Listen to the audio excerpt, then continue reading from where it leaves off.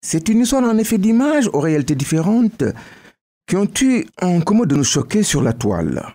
Il s'agit tout d'abord du faux intérieur de l'avion éthiopien avec des supposés passagers pris de panique vivant les derniers instants qui précèdent le crash. Dans une logique de construction d'une tragédie, on n'hésita pas à raccorder, comme diraient les spécialistes de l'écriture télévisuelle, ces dernières scènes avec un extérieur appareil qui pique vers le sol, avant de finir par une explosion.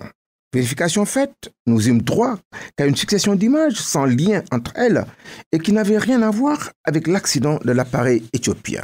On a alors prétexté d'un drame regrettable pour construire par un assemblage d'images une fausse vraie histoire de l'accident de l'avion éthiopien.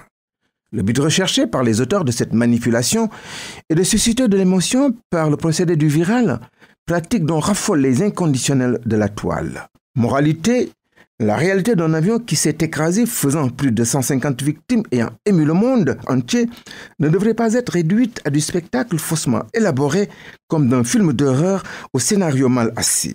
Tout cela pour reconnaître que la toile, objet de toutes nos envies de voir et d'exister, demande de plus en plus une zone de non-contrôle avec une bonne part de fallacieux, d'images décontextualisées qu'on y véhicule.